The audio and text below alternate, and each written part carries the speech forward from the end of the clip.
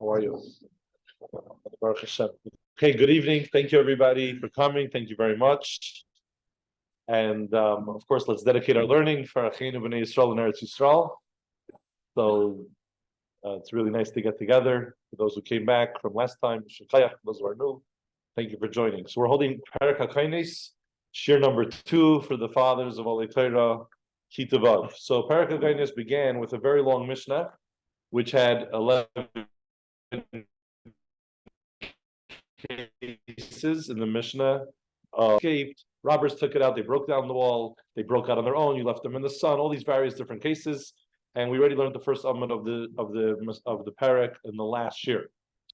Today, even if you weren't part of this last time, it's brand new. You could start from today. So we're going to start today on Daf Nun Hey Amud Beis, 5 lines from the bottom by the 2 dots Tanya. So today's Gemara is going to start off by bringing down a brisa. Rabbi Yehoshua is going to say 4 dinim, 4 special dinim. And when we're done, we're going to explain how this brisa lands over here all of a sudden in the middle of Perek Hakones. But it's a brisa, so it's like a new beginning. So Tanya, we learned in the brisa that Amar Rabbi Yehoshua says, Rabbi Yehoshua is a Tana, Rabbi Yehoshua says in the brisa that Arba Dvarim ha'oisa oisan pater medini adam v'chayav medini shemayim. There are 4 things that Rabbi Yehoshua is going to list now, 4 cases that somebody who does them, he's going to be pater medini adam, which means down here in Bezdin, he's not guilty enough, he's not liable enough that we can hold him accountable and require him or force him or obligate him to pay. So he's going to be pater b'dinei adam. It means that down here in Bezdin Shalmata, he's not going to have to pay. However, the truth is that he bears responsibility for his actions, and the truth is that he is at fault, and therefore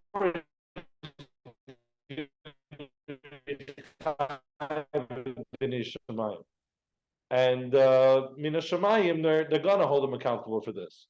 The court and the Bezdin is not able to hold you accountable, but you know that you're really at fault and you caused this. And therefore, if you want to be an upstanding, good, honest person, you should actually take care of it. In other words, you may not be responsible to pay, but you can always make that good decision to go and pay anyway, even though we can't hold you accountable to it. So these are the 4 cases where the person is going to be pater b'dinei adam v'chayav b'dinei shemayim. So we're looking for like in between cases, because if you didn't do anything at all, then in those cases you're pater even b'dinei shemayim. You didn't do anything. And if you're very responsible for what you did, then you're chayav b'dinei adam. So these are going to be cases that the Gemara, the term of it in halacha is called grama. Grama means that you caused it indirectly. It's called indirectly. So it wasn't direct damage, but because I did something, it caused that this and this damage happened. It was indirect. So I'm going to be pater b'dinei adam v'chayav b'dinei shemayim. Case number 1 is, he says, ve'elohein, and these are the 4 cases. Number 1, if I break down a wall in front of your friend's animal, so your animal's in a courtyard or somewhere, and there's a wall in front of it, and this person goes and he breaks down the wall, and now what happens to the animal? The animal runs away, and the animal gets lost. So then I'm going to be, I didn't steal the animal, I didn't take the animal, I didn't pick up the animal, I didn't ask the animal to leave, I maybe didn't even know that there was an animal in there. All I did was I broke down a wall. But because I broke down this wall, what ended up happening was that the animal escaped. So that's going to be a case where I'm going to be pater b'dinei adam to pay for the animal, but I'm going to be chayav b'dinei shemayim if I want to take care of this issue. Now the Gemara is going to ask, what about the wall itself? You actually broke a wall, so shouldn't you be chayav? So the Gemara is going to address that. But this is case number 1. Case number 2 is literally means the kama is the stalks of wheat. It's the field. So if I take somebody's kama, I take somebody's wheat, and I bend it. Kaifeif means to bend it, and I bend it towards a fire. So I didn't light this fire. Somebody else lit this fire, or this fire maybe was lit. However, but what I do is I take the person's kama, his wheat, and I bend it towards the fire. So then I'm going to be responsible. In each one of these cases, the Gemara is going to analyze why did it fit into this category. You're not chayav b'dinei adam, but you are chayav b'dinei shemayim. Each one of these cases we're going to address case by case. Case number 3: somebody who rents. In other words, he hires false witnesses to say testimony to benefit him. So if he hires false witnesses to say testimony, in that case, he's going to be pater b'dinei adam v'chayav b'dinei shemayim. Again, the Gemara is going to elaborate exactly what does this case mean, because if you hire witnesses to say testimony against your friend that he owes you money and the guy actually pays you, then of course you need to pay back, right? So what does pater b'dinei adam mean? So the Gemara is going to get into that. The fourth case is if I know eidos, I have testimony that I'm able to say on behalf of my friend, which would help him, and I stay quiet. I choose to stay quiet, and I don't help him out, so I cause them a loss. So that's a case. So again, I'm going to be part of the other. I didn't damage you. I didn't steal that money from you. I'm not the one who borrowed that money and didn't pay it back. But I knew eidos that I could have helped you get it back, and I didn't say it. So I'm going to be part of the Adam, but I'm going to be chayv b'din Shemayim. So to recap, today's Gemara began with the Gemara after two dots, brings on a brisa, a din from Rabbi Yehoshua about four cases that a person is going to be patur b'din Adam chayv b'din Shemayim. The common denominator that all these cases have, they're all considered a case of grama. They're all considered a case of indirect damage, not where you'd be a die and went and cause damage, but you do have some responsibility. There is some fault because it is indirect damage from you. So in that case, you're patur b'din Adam chayv b'din Shemayim. So now the Gemara is going to go through case by case and analyze it. But before we go there, let's understand how did this brisa land in our Perek? We're learning this beautiful Mishnah of Perek Hakones. There's 11 cases. The next few blocks, the Gemara is going to go through case by case to understand each one. So how does this brisa land in over here? So the answer is simple, because one of the cases in our Mishnah, one of the first few cases in our Mishnah were that if the first was a case that if the wall broke on its own and the animals escaped, as the owner's potter, because it's an einus. And then there was a case that if Pertsua listim v'yatzavi zika, if the listim intentionally broke down the wall and the animal went and escaped, it says that the listim are potter. So this matches the case of Rabbi Yehoshua. This case of Rabbi Yehoshua, case number one, Rabbi Yehoshua says in this brisa that a payritz gather b'fnei behemis chaveirei, that you're going to be potter for the animal that ran away. It's exactly what our Mishnah said, that Pertsua listim, if the listim broke down the wall and the animal ran away, the listim are potter. The next case in the Mishnah was Hitziyua listim. If the listim didn't just break down the wall, but then they went and took the animal, and they removed the animal and put it into Rosh Hashanah, then that's a very deliberate act, and the listim are chayiv for any damage that the animal causes. We already spoke about the case of the Gemara up until here. We spoke about why we're talking about soy. It's not steered to. It's not steered to this brisa. No, this brisa is a guy didn't know b'fnei karai. Perhaps he has a wall, but somebody comes and breaks down the wall. That person, and now the animal escaped. We're not necessarily talking about the damage that the animal caused. That's what this brisa is not addressing that. At least according to the way Rashi learns this brisa. There are other Rishonim who learn it differently. But the way Rashi learns this brisa is a simple case. A person comes, he breaks down the wall, the animal's barcha, the animal runs away, and right now you're going to be patur. And according to that, it's clear why this brisa comes in here, because that case is directly related to the case in our Mishnah, Pertsua listim v'yatzavi zika, that the listim are patur, because also over there was indirect damage. They just broke down the wall, then the animal escaped. They didn't take the animal out. The next case of the Mishnah Taka was, right, so you listim, you're going to be chayav. No, because he's a einus. No, so again, in the brisa, we're not talking about if the animal. Yeah, in the Mishnah is patur. So the person who got damaged. No, Pertsua listim yatzav zika patur. Yeah, they're both. No one's chayav to pay for the damage. Yeah, no one's chayav. If it would have been listim chayav, it would have said listim chayav, like it says in the next case. The Baal Bayis for sure patur. So it's patur for both. They're both patur. So that's how this Gemara gets in here now. Because we quoted this brisa, this is typical Gemara. This is how the Gemara covers everything. So because we quoted this brisa, which is related to our Mishnah, now the Gemara is going to first thing the Gemara is going to do is analyze our brisa. Each one of these four cases, we're going to want to understand how it falls into this category of chayiv b'din Yishmael, but nevertheless patur b'din Adam. And then we're going to have another question on this brisa, and this is going to go for exactly a whole amud, which Mir Tzashon will cover that whole sugya in tonight's shiur, and maybe even a little more. So frakti Gemara Amar Mar, we previously learned in the brisa, Amar Mar literally says master said. It's referring to the brisa that we learned in the brisa. By the way, there's another expression in Gemara that means we're quoting something that was said earlier, and that's gufa. So gufa and Amar Mar mean the same thing. It means like we learned earlier. So we said earlier that a payritz gather b'fnei behemis chaveirei, that if somebody broke down the wall before the behem of his chaver, so then it's a case of patur b'din Adam. Frakti Gemara, heichidami. What is this case talking about? If you're going to say that it was a regular, normal wall, then the person should at least be chayiv to pay for the wall. What do you mean? For the animal, maybe I should be patur b'din Adam. The animal ran away, but the wall, I broke a wall. I should at least pay for the wall. So why are you patur for the wall?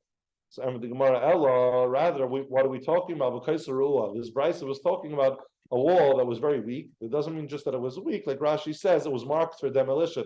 This wall was clearly, we knew that the company's coming tomorrow. The owner actually intended to break it. So this guy's walking by. He sees a wall he knows the owner's planning on taking it down. It had the permits on it already. It was already all marked. And he says, you know, I'm going to have a fun time. And he breaks down the wall himself. So for the wall, we can't hold him responsible. It was anyways going to come down. And it was a worthless wall. It was a bad wall.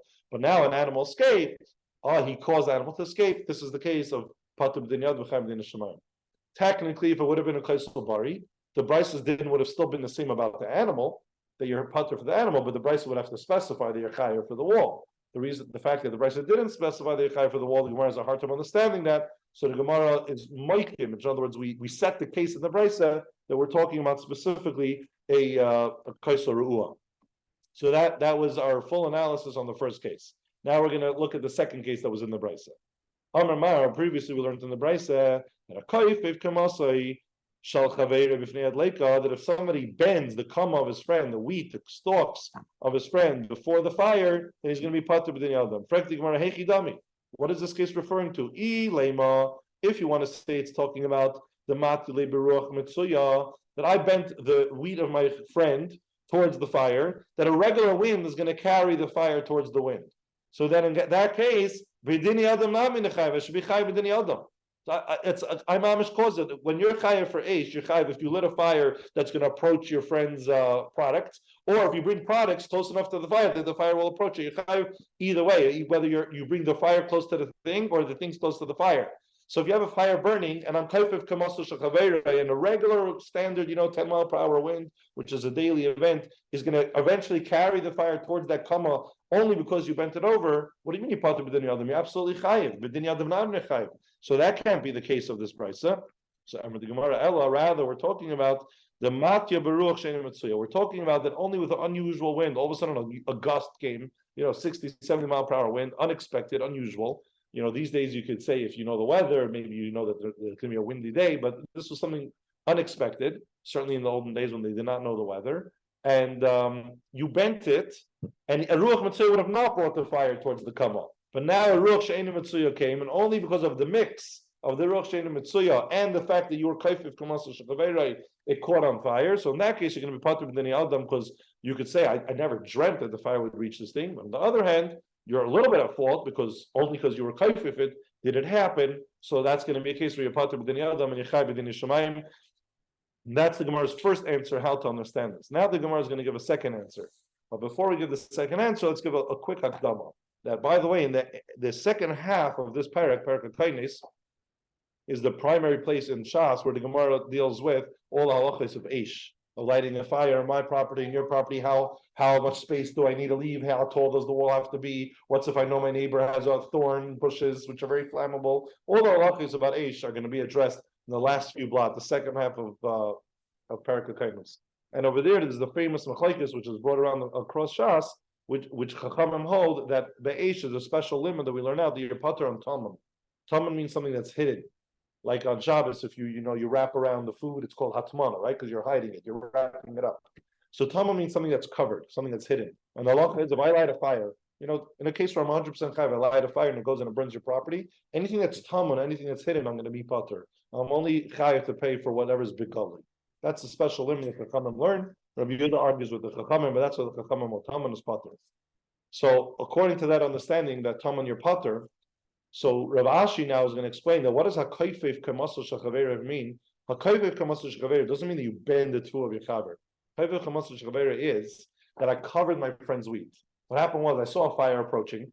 So then I run and Reuven lit this fire, and Reuven's responsible for any damage that this fire causes. So this fire is moving and moving and moving, and then I go and I take a sheet and I cover over, let's say, a pile of wheat that belongs to my friend. Now Reuven's fire comes and consumes it. So had I not covered it, I'll answer the question in a second. Had I not covered it, Reuven would have been chayav to pay this guy because his age was traveling. But because I covered it, I rendered it tamar. And because I made it tamar, now Reuven's patur. So this is a case. Was I trying to help Reuven? Yeah, so the Gemara actually later is going to say that I was actually trying to help Shimon. No, I was trying to help the guy whose wheat it was, and I had a good intention, because I thought by covering it, maybe I'll make the fire go slower and there'll be more time to save it. First of all, we'll have to burn this sheet or this cover that I put, and then only then we'll get to the wheat. So, but whatever my intentions were, I didn't light this fire, and it's not my fire, and I didn't burn his things. All I did was I put a sheet. But I caused that now Reuben will be patur, and I caused that he will not be able to get reimbursed by Reuben. So that will be the case of patur b'din yadam chayv b'din shemayim.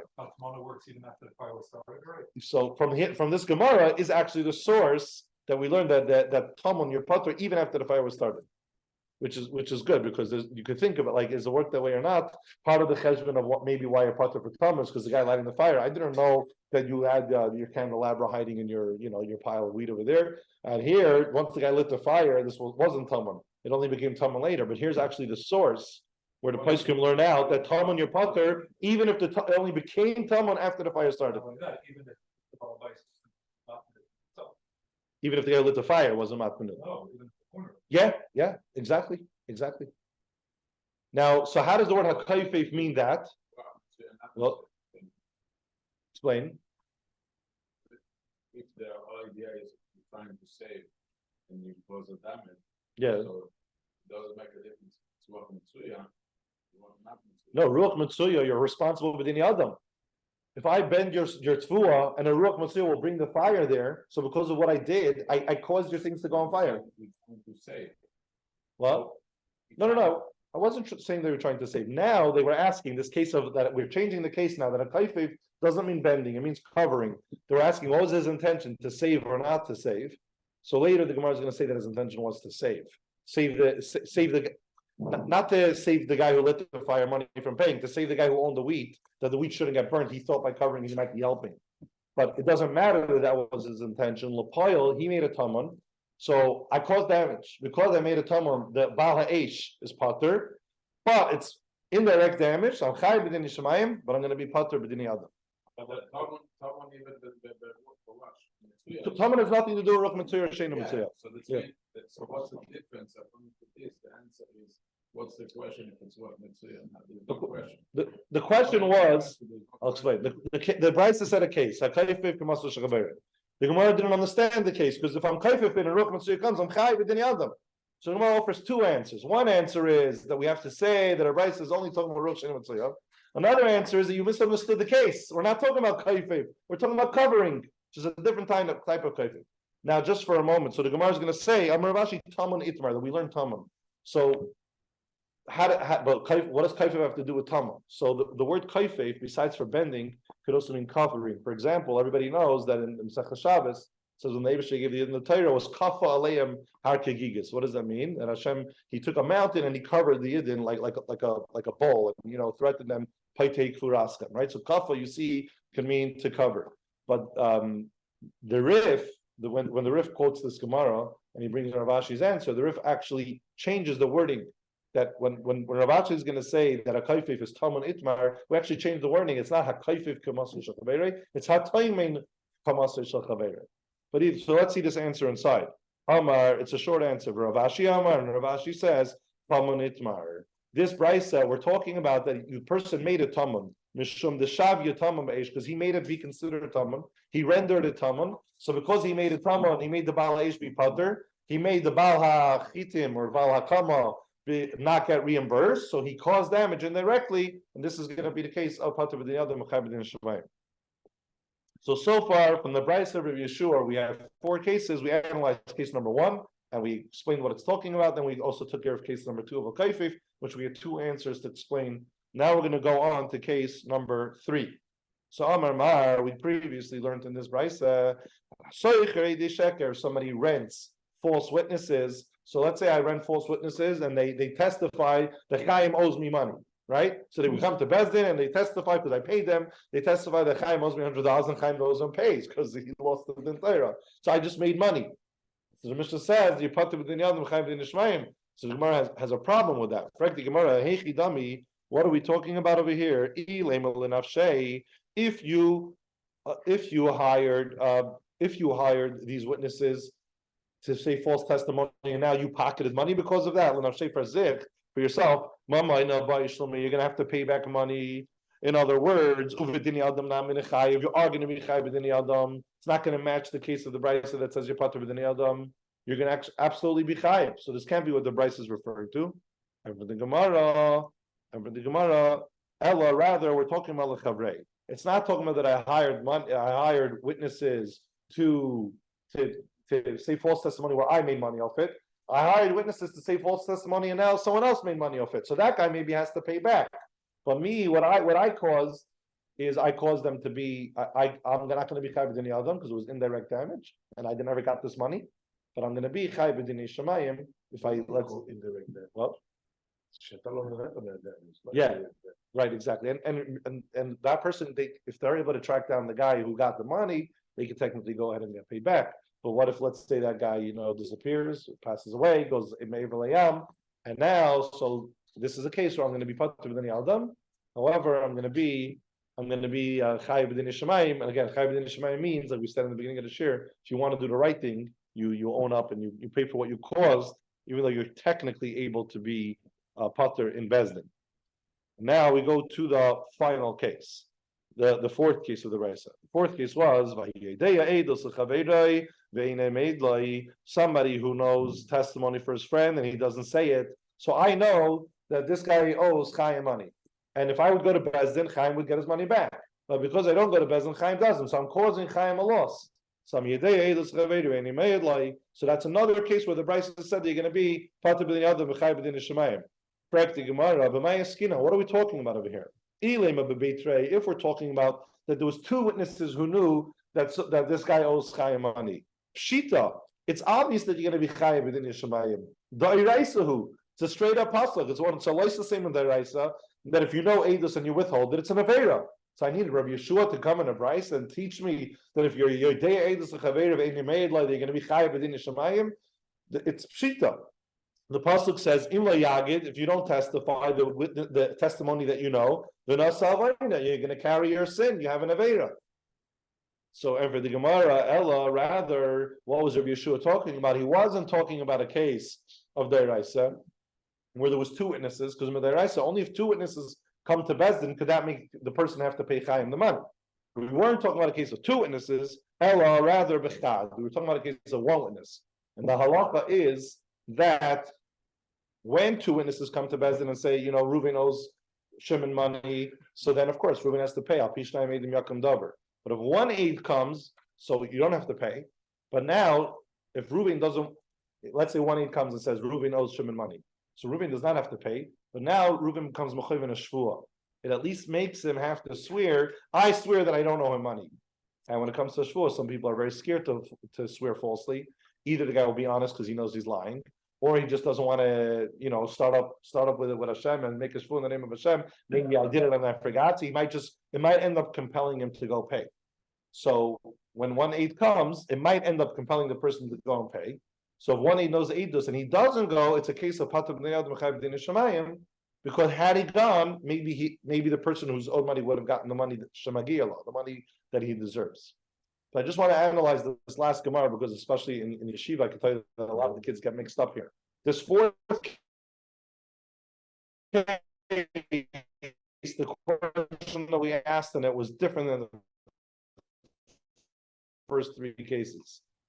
Also, patur adam pay for the wall. Second case was the Gemara's question is why patur b'dinei adam pay for the fire? Ruach mitzvah. So you made the thing on fire. The third case was your seicha edi sheker. You made money of it. Pay for it. All those questions were challenging the part that the Mishnah says that you're patur b'dinei adam. The Gemara had to defend why you're taka patur b'dinei adam, and chayiv b'dinei shamayim was kind of understood. This last case, the question we have in it, we're not challenging the din. We believe the din is correct. We understand why you're patur b'dinei adam. We understand why you're chayiv b'dinei shamayim. The question is only that it's obvious. We don't need Rabbi Yehoshua and a brisa to teach me that if I know Eidus and I don't say it, that I'm patur b'dinei, that I'm chayiv b'dinei shamayim. We're focusing on the chayiv b'dinei shamayim part, and even there, we're not challenging it that it's not true. We agree that you're chayiv b'dinei shamayim. So the question is totally different. We're focusing on the chayiv b'dinei shamayim part, and the question is only like, please, I don't need Rabbi Yehoshua to tell me this. It's the Deraisa. It's by two. That's what the Gemara says. Yep. So our person over there is another head. So let's say me and you are, sometimes when people lend money, they purposely bring aid them. and me and you are Adam, and we know that this happened, and we refuse to go to help our friend. If you saw ages, you don't have to, if you don't know it's not. Right, that's a different case. We're talking about, when you officially bring Adam to watch a transaction, so usually you know of each other, and if you refuse to go, let's say your friend's willing to go, so you could make it or break it. So this question is very different. So I'm just pointing that out because Mir Hashem, if you learn with your sons, and that's the whole purpose of tonight's shiur, the kids a lot of times get mixed up. So they need to realize that this question is different. It's a question on the Chai B'din Shemayim part, and it's not even challenging the Chai B'din Shemayim. We're saying, please, that's so obvious. I just don't need Rabbi Yehoshua to teach that to me in the Brisa. It's a straight up pasuk. We don't have Tanaim teaching us things that are straight up in the pasuk. The answer is Rabbi Yehoshua is talking about bechad, and that's the chiddush. Goes one aid, the halacha is one aid, makes you be mechayiv shvua. So if I'm just one single aid, if I would come to Bezdin, maybe it would be that the guy would end up paying. So because I'm not coming to Bezdin, maybe he took a loss. So if I don't say my testimony, even though I'm one aid, and I never made him face that moment of that decision, should I swear or pay? So now I'm responsible if the person was taka owed money and didn't end up getting the money. I'm now responsible at least within Yishamayim, and that's a chiddush. And B'nai Adam, of course, I'm pater because I don't even have the power to force anybody to pay her. So B'nai Adam, of course, I'm going to be pater, and that takes care. So far we analyzed the 4 cases that Rabbi Yehoshua brought down. He's pater because he didn't cause damage, and even if he did, it's indirect damage. The Chai B'din Shemayim, the chiddush is that he potentially could have caused the guy to pay. Maybe the guy would have chosen to pay. Because when 1/8 comes, you're mechayiv shvua, and some people don't want to swear, so they end up paying. If there was one other aid that came over there, then it would have been even stronger reason. If what would be the case? 1/8, second. Yeah, that second aid. If he knows that there's 1/8 and he's the second aid, he's chayv min ha-Torah. He's over the law of bim layagid v'nasalvein. That's straight up the Raisa, and that's true. We just don't need Rabbi Yehoshua to teach that to us. But that's the truth, though. So now, after we know Rabbi Yeshua's 4 cases and they all make sense to us, now the Gemara is going to have a problem. Why does Rabbi Yehoshua only list 4 cases? We know of at least 5 more times that the halacha is going to be the patim v'dinad v'chayv v'din Ishmaim. We're going to quote 5 different brises and a Mishnah, and we want to know why Rabbi Yehoshua doesn't include it. So that's going to be the question now. We're going to bring down all 5 cases, and then we're going to have the answer. It's going to take us almost to the bottom of the page. So we're holding right now, the line starts with the word Ela B'chad. We're holding Ela B'chad. So frak the Gemara, V'su Leka, and there aren't any more cases. V'ha'ika, there are a bunch more cases. And the Gemara gives a siman. Ha'isa B'sam Ushliach Chaveiroi Nishbar. Those are 5 words. Each one of those 5 words correspond to the 5 cases that we're about to learn. So number 1 is, we know, so let's just keep our finger on the place by the word ha'isa. So there's something called, Rashi calls it over here, and it's in Bava Basra, there's a lot about this. There's something called hezek she'eni nicker. That if I make a hezek, I didn't damage it, I didn't rip it, I didn't punch it, I didn't ruin it.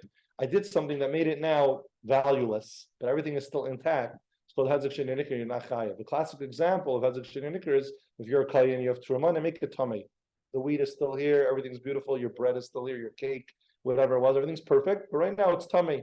So it's called hezek she'ein riyah, and you're pater from hezek she'ein riyah. You're only chayav for damage that you caused. So we know that if somebody's a tamei mace, if they're tamei because they touched the dead person, the only way they could become tahir is through a paraduma, and they had to mix the water with the ash of the paraduma and sprinkle him. And the paraduma had to be an animal that there's no avodah that was done with it, and it's called the water, which is called the meichatas, also had to be water that was never used for avodah. Not just that you didn't use that water to wash dishes or do anything. Even if, let's say, you want to use the water as a weight, you put the water on one side of the scale just to weigh how much something is. It's called using the water, and it makes the water puzzle. So I didn't discolor the water, I didn't drink the water, I didn't spill it out.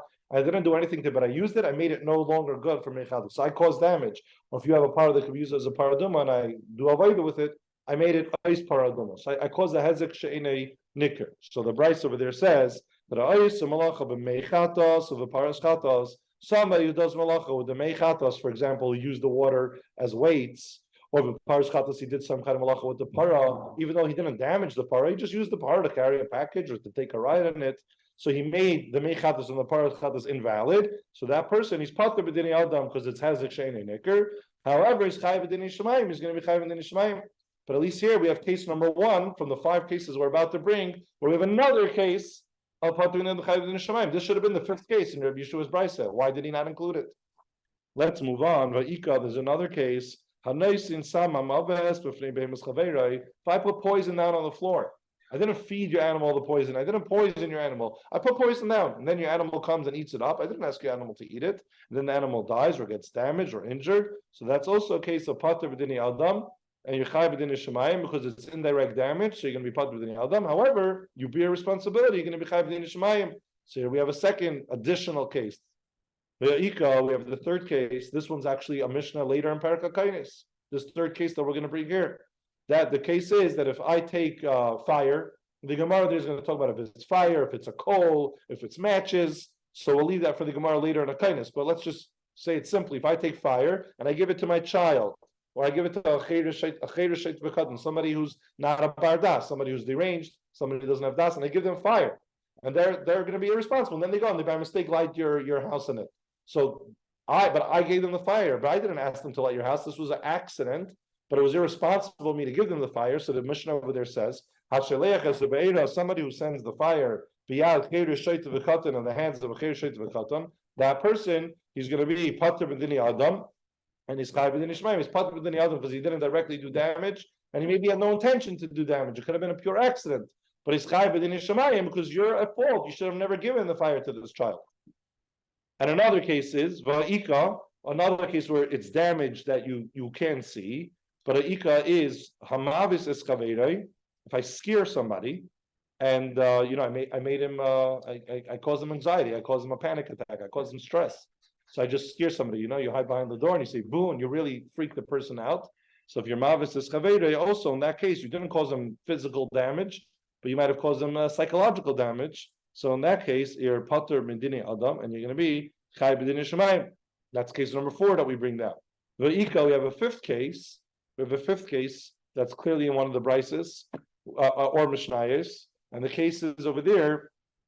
This is a very big sugya in Perek Hakones, which is a previous Perek of Perek Maseches Bava Kama that we're learning. It's a big sugya there in Perek Hakones. We're not going to get into the whole sugya, but the case is that Nishbara Kadi Rishus Rabim, you're walking Rishus Rabim and your kad broke. So you had this kad full of wine, a jug full of wine, and it broke, and you have a lot of shattered little pieces.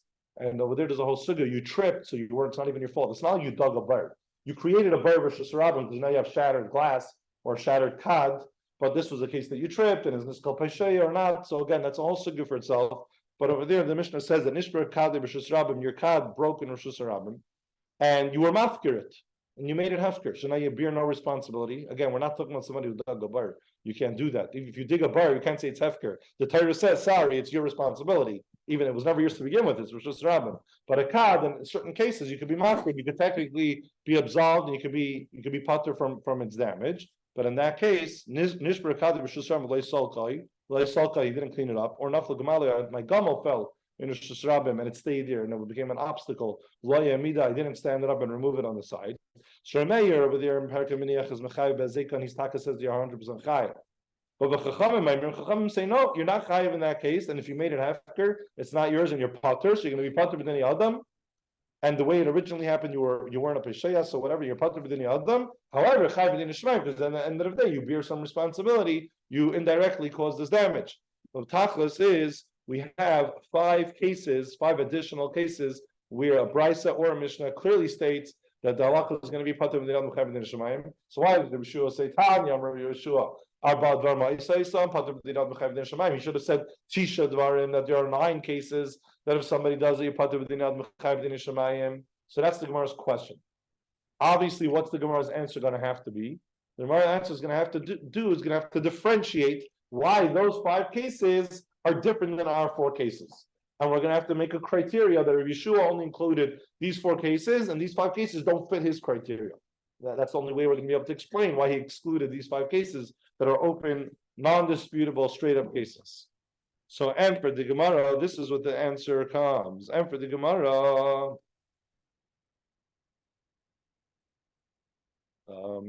we're holding in the first word of the line is in. And for the Gemara, in, correct. Mia ikatuva, there's take farana sach fallen. Ikatuva means there are a lot. There are more cases. V'hanit tzrichele. Only these four that Rabbi Yehoshua mentioned, we need him to teach it to us. Because those four cases, each one has a chiddush. Each one of the four cases Rabbi Yehoshua teaches us is a chiddush. If he would have not told it to us, we would have never known it.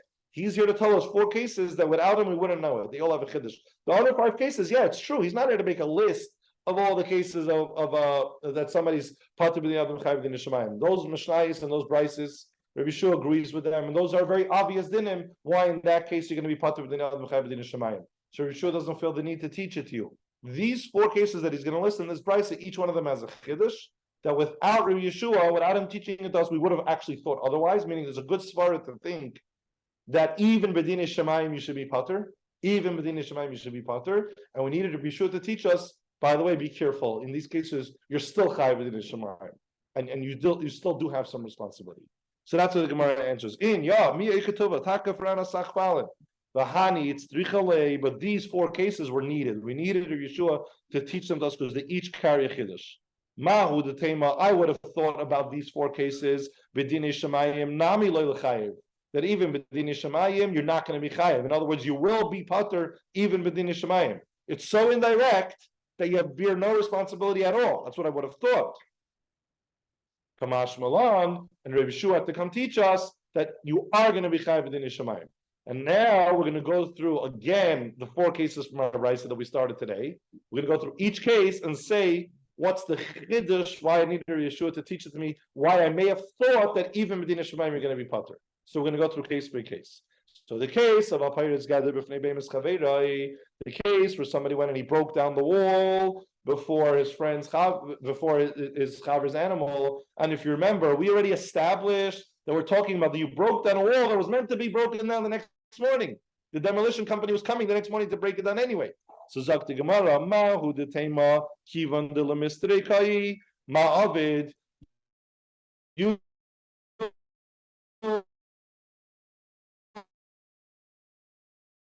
might think that since this wall is being pulled down tomorrow, the garbage was taken tomorrow, that it's not even considered that I did anything, and in b'din shemayim nami lo chayiv, and even b'din shemayim I should not be chayiv. Kamash Mal Rabbi Yehoshua comes to teach us, no, at the end of the day, you do have some responsibility, and you will be chayiv b'din shemayim. That's case number one of Rabbi Yehoshua. Case number two of Rabbi Yehoshua, kaif of kamasah shechaveri nami, in the case of a kaif of kamasah shechaveri as well, mahu the tema, I would have thought. Remember, we established that it's talking about only in the unique case where Ruach Sheinu Mitzuya came. So Zak the Gemara, Ma the Tema, I would have thought that Lema, that the person who was kaifif to come could say, Mi have a Yadaina, the Asya Ruach Sheinu Mitzuya. That in my wildest dream that I ever think that a Ruach Sheinu Mitzuya is going to come, when I was kaifif to come, I had no clue that a Ruach Sheinu Mitzuya is going to come. I'm not going to be chayiv b'din shemayim, and that's what we would have thought. B'din shemayim nami lo chayiv. Kamash Malan, Yehoshua comes to teach us, no, you are. If you were kaifif kamasay, even though Ruach Sheinu Mitzuya came, you are going to be chayiv b'din shemayim. Uravashi nami, Uravashi the Amar nami tamanitmar. And according to Ravashi, that case wasn't a case of bending. Remember, he changed the whole case. He changed the timing, that you covered it, and because you made a tamo, now you're going to be patur. So Ravashi, the Amar, according to Ravashi, as well, it's going to work out that we would have thought that even b'din shemayim you're patur, because Ravashi told us that tamanitmar, we're talking about somebody who covered the wheat. So now the tema, we would have thought that the guy Ketaina, the guy who put the cover Ketaina, I covered it for you. I didn't cover it to try to harm you to make it tamon. I covered it to try to protect your wheat. I thought covering it will save it from the fire. I had the best intentions in the world. I shouldn't be any responsibility at all. I was mamash a good guy. Come on, comes Rabbi Yehoshua to teach us. You could have had good intentions, thank you. But at the end of the day, you made a tamon, you indirectly caused damage. You are chayav b'din shemayim. When you cause indirect damage, even if it's not intentional, you're chayav b'din shemayim. But that's a chiddush. You could have thought otherwise. So we need Rabbi Yehoshua to teach it us. He caused the damage, or who was not there? He caused that the person shouldn't get reimbursed. So he caused him damage indirectly. He caused that the Baal HaKama is not getting paid back by the Baal HaEish. The Baal HaEish would have openly, clearly been chayav. Now he's patur. But he time is, I was doing it with the best intentions. So remember, before the conversation came up, why did he cover it? What was he trying to be? Ibrachacham and he knew the halach of Tamon. He was trying to hurt his friend, the friend of the Baal HaKama. No, he had good intentions to save the Baal HaKama, to save the HaKama. But Lapayel, he's Chai B'din Shemayim. That's the Chiddush. What? Did you say the image should go up on a star? Right. So the Mefarshim talk about that over here because like the whole idea of like Chayav B'din Shemaim is like you're a little bit guilty, but the Shemaim means like from Hashem, right? And Hashem will maybe arrange that you'll lose that money anyway. You'll get a parking ticket or a health bill, however you want to interpret Chayav B'din Shemaim. And here Hashem knew you had the best intentions, so why should that happen to you? So it's a problem. In other words, it's brought up in the Mefarshim this question.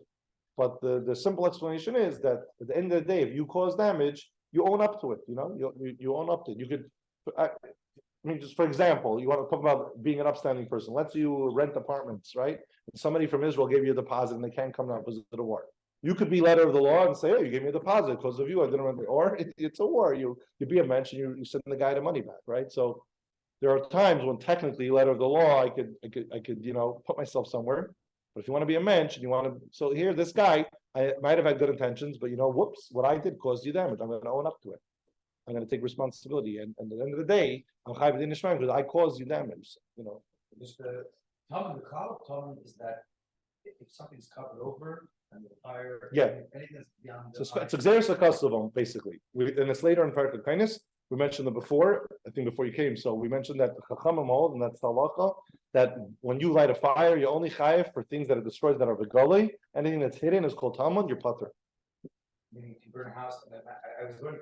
Oh, so there's a whole sugya. If you burn a house, if the item in there is expected or unexpected. Let's say I go to your field and I light your pile of wheat on fire, and inside there you had tools that you use for plowing a field or cutting, right? That's so correct. Yeah, but what if you have in there your silver becher? The guy could say, "Listen, I lit it on fire. I thought I'm causing damage. $100 to your pile of wheat. I didn't know you have your grandmother's golden goblet in there. I was not expecting that." So is it only what things you expect that you don't expect? Only if I lit the fire on my property and if by mistake went into yours? What's if I just intentionally go into your property and light your house on fire? Maybe I'm chayav for everything then. The whole idea that the Torah of Talmud is for an accident. I lit a fire. I was making a bonfire in my backyard at camp reunion. Fire got out of control, and now it went to your property. So all these things, the second half of Perek Hakones is the main place in Shas that the Av Nezikin of Eish is addressed, is here. And it has all these cases about Talmud and when Talmud works, and if there's different exceptions. My property, your property, expected item, unexpected item, all going to come up in a couple of blocks from here. Before the Chatril, we introduced Talmud.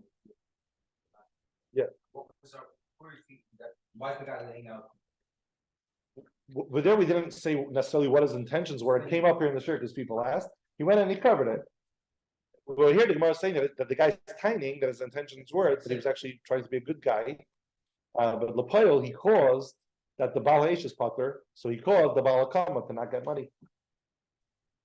And we have one more case to explain. The fourth case of Rabbi Yehoshua, the fourth case, why we need Rabbi Yehoshua to teach it to us. What's the chiddush? Why without Rabbi Yehoshua we would have not thought Chayav B'din Shemaim, and Rabbi Yehoshua had to come teach it to us. There's a chiddush in the case. So that was the case. We're holding on the line of the Haseicher. Sorry, the third case. We're holding the third case. We explained already the case of a pirate. We explained the case of Hakaifif Kamasa according to both ways of understanding the case. And now we're holding the third case of a Haseicher. So the line starts with the word L'chayev. So that's the Gemara. On the third case of Rabbi Yehoshua on the Brisa, that Haseicher Edi Sheker, that somebody went and he rented Edi Sheker. Nami, in that case as well, there's going to be a Chiddush Mao, the same I would have thought. Lema, that the guy who hired people could say, Divrei Harav, the Divrei Talmud, Divrei Mishayman.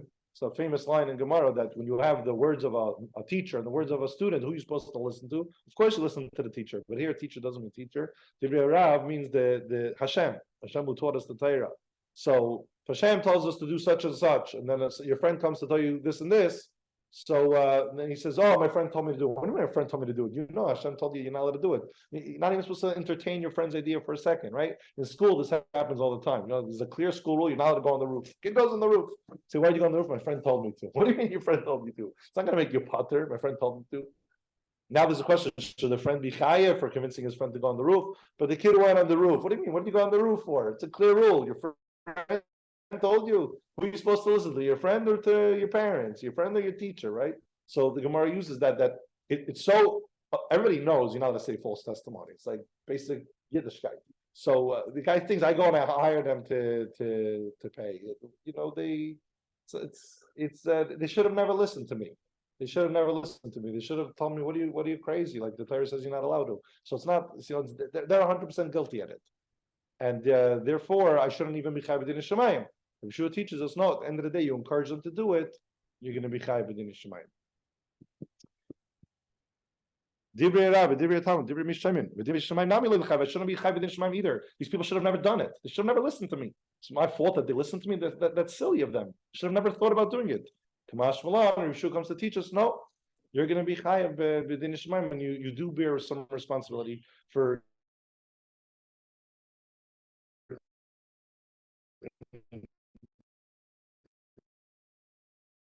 introducing your friend to this idea, which in the case of where I knew testimony for you and I didn't say it, in that case as well, there's going to be a chiddush. Now let's remember that we're talking about over there that it was 1 8 only. So what would have the 1 8 accomplished? That if he would come, he would force the guy to swear. Maybe the guy would have sworn and Chaim would have never got his money anyway. There was only the chance that once he was pressed against the wall to have to swear, maybe he would be scared to, and maybe he would then go and pay. So now the guy Ketaina, what do you mean? I knew this and I didn't go. And if I would have gone, there would have not been a money transaction anyway. Maybe the guy would have sworn. So by me not going, you can't say that I necessarily caused damage or caused indirect damage or caused indirectly that he shouldn't get the money that he deserves. Because I could have gone to Bezdin and maybe the guy would swear anyway. So you can hold me responsible for that. I should be even within Shemayim, I should be patur. Yehoshua comes to teach us, no, you're going to be chayav because you had the option of going to say Eidos and you would press the guy against the wall and you'd be forced to make that choice of swearing or paying. Maybe he would have chose to pay. And because you didn't go, you caused that payment never happened, you are going to be chayav in Shemayim. So let's. Can we go back to the Sheikh? Yeah, but I'm just going to do this one inside and we'll go right back to it. In that case as well, now the time I would have thought, Mi Yemar, who says the chi have a asina or the chi have a misadina lay, that if I would come and say the Eidos for him, have a maida that he would be maida and pay, and now because I didn't come, there's a monetary loss. Maybe he would have swore false, and therefore there would have no been money transaction anyway. So I didn't cause anyone to not get any money. Or within Shemayim nami within Shemayim, I shouldn't either be responsible. Kamash Malan, Rabbi Shiur comes to teach us that even if you're a Eid Echad and you don't go, you're chayav b'din Shemayim because you did indirectly cause damage. Yeah, now we can go back to which one? The Hasoich. Yeah. What happened?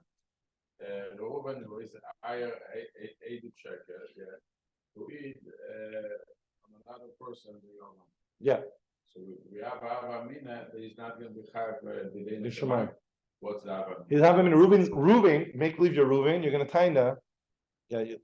Let's say it in school, right? Let's say a mashal in school, because this actually happens. It's last week part, the nafash tell the Isha, touch the so. No. So let me give you a mashal with kids because it makes it very real, because it happens, right? Let's say there's a kid in school, his name is Meir. And Meir convinces his friend David to go to the roof. I'm talking about doing something really dangerous, right? So David gets caught on the roof, the cameras, the beep, we take him, it's irresponsible.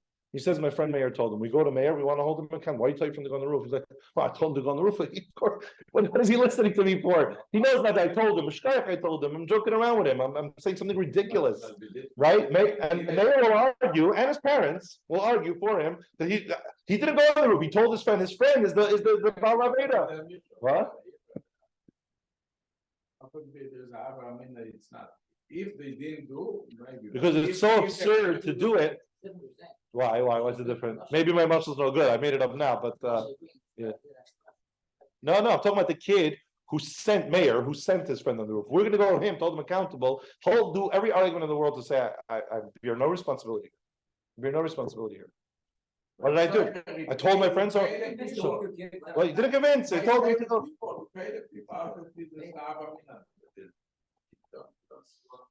I hear what you're saying. No, it's not that he told him, hey, do me a favor, he's a Nebuch guy, you're gonna help him, and they say, oh, you can have money for Shabbos. He was saying he paid, he did a maise. How could be was the Avamina is not the Mechav B'din Shemayim? You can say Avamina not Mechav B'din Odom, yeah, that's understandable. It's a good question. It's a good question. It's a good question. I have no better way to explain it than the way I am, but actually your question is good. Maybe I can look it up. Maybe first we'll talk about it more.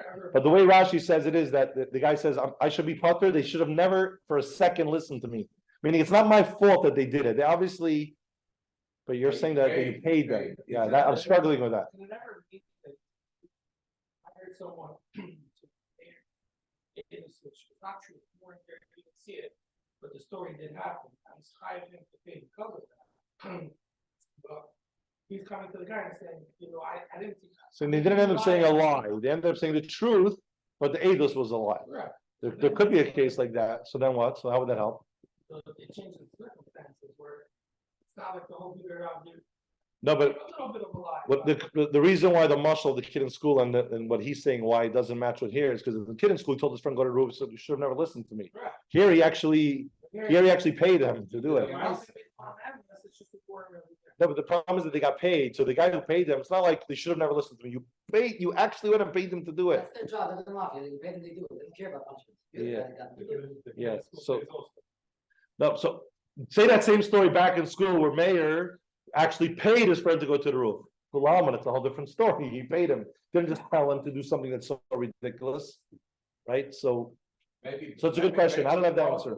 Because Aidin Zayman, it's called, it doesn't have to pay. You know, after the Aidin, they went to witness and they took money from Reuben. right.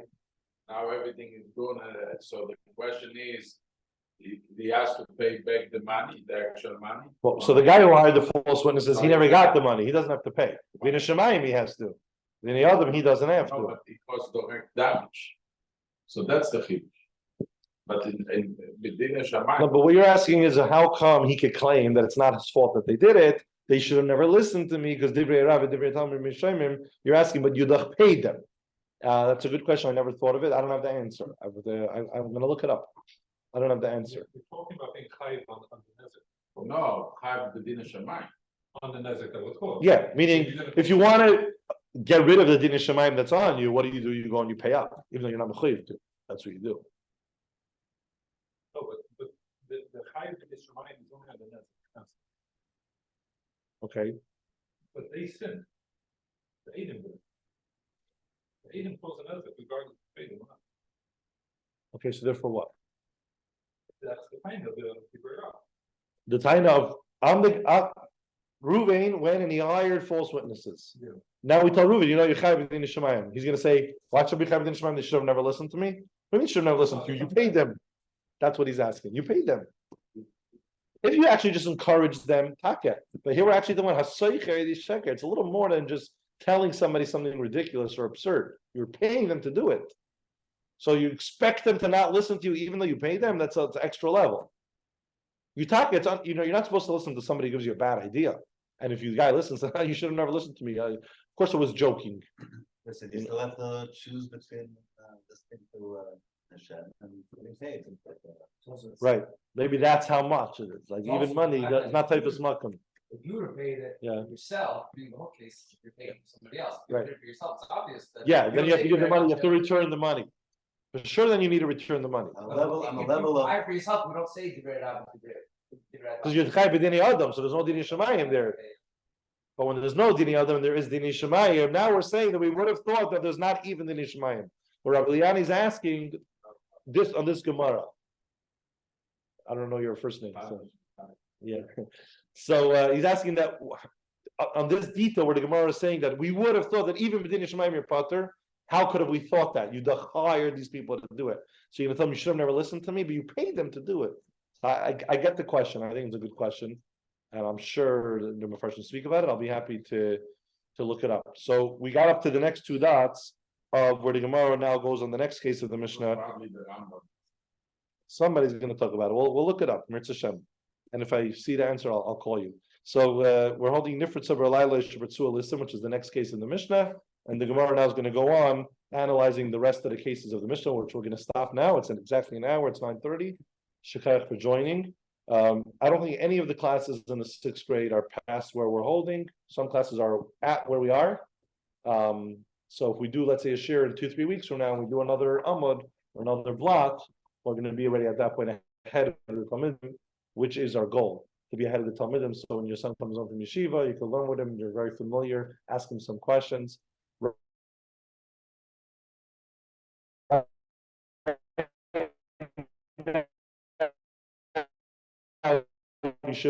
we should be good. It's not a weekly share, maybe like a monthly share.